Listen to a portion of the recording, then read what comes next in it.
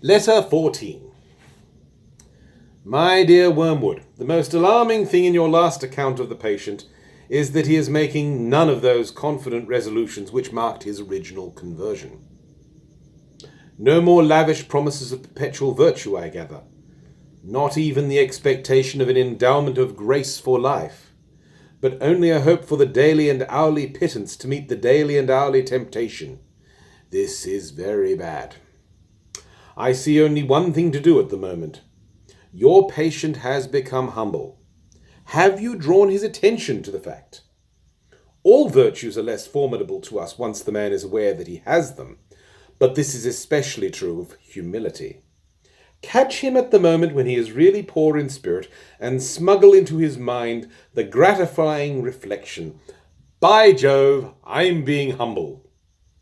And almost immediately, pride at his own humility, will appear. If he awakes to the danger and tries to smother this new form of pride, make him proud of his attempt, and so on. Through as many stages as you please, but don't try this too long, for fear that you awake his sense of humour and proportion, in which case he will merely laugh at you and go to bed. But there are other profitable ways of fixing his attention on the virtue of humility. By this virtue, as by all the others, our enemy wants to turn the man's attention away from self to him, and to the man's neighbours. All the abjection and self-hatred are designed in the long run solely for this end. Unless they attain this end, they do us little harm. And they may even do us good if they keep the man concerned with himself, and, above all, if self-contempt can be made the starting point for contempt of other selves, and thus for gloom, cynicism, and cruelty. You must therefore conceal from the patient the true end of humility. Let him think of it not as self-forgetfulness, but as a certain kind of opinion, namely, a low opinion of his own talents and character. Some talents, I gather, he truly has. Fix in his mind the idea that humility consists in trying to believe those talents to be less valuable than he believes them to be. No doubt they are, in fact, less valuable than he believes, but that is not the point. The great thing is to make him value an opinion for some quality other than truth, thus introducing an element of dishonesty and make-believe into the heart of what otherwise threatens to become a virtue. By this method, thousands of humans have been brought to think that humility means pretty women trying to believe that they are ugly and clever men trying to believe that they are fools. And since what they are trying to believe may in some cases be manifest nonsense, they cannot succeed in believing it, and we have the chance of keeping their minds endlessly revolving on themselves in an effort to achieve the impossible. To anticipate the enemy's strategy, we must consider his aims. The enemy wants to bring the man to a state of mind in which he could design the best cathedral in all the world and know it to be the best, and rejoice at that fact, without being any more or any less or otherwise glad of having done it than he would be if it had been done by another.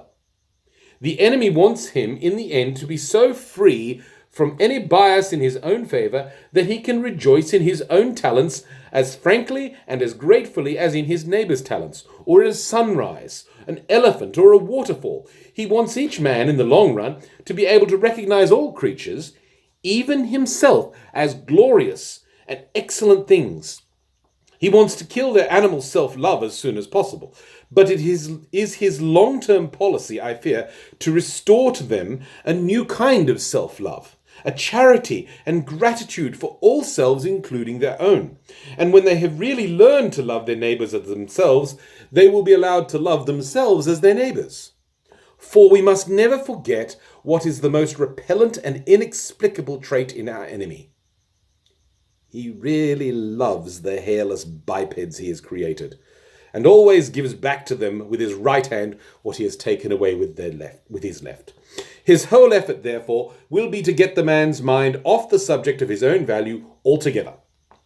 He would rather the man thought of himself as a great architect or a great poet, and then forgot about it, than that he should spend much time and pains trying to think himself a bad one. Your efforts to instill either vainglory or false modesty into the patient will therefore be met from the enemy's side with the obvious reminder that the man is not usually called upon to have an opinion of his own talents at all, since he can very well go on improving them to the best of his ability without deciding on his own precise niche in the temple of fame. You must try to exclude this reminder from the patient's consciousness at all costs. The enemy will also try to render real in the patient's mind a doctrine which they all profess, but find it difficult to bring home with their feelings. The doctrine that they did not create themselves, that their talents were given to them, and that they might as well be proud of the colour of their hair. But always and by all methods, the enemy's aim will be to get the patient's mind off such questions, and yours will be to fix it on them. Even of his sins, the enemy does not want him to think too much. Once they are repented, the sooner the man turns his attention outward, the better the enemy is pleased. Your affectionate uncle, Screwtape.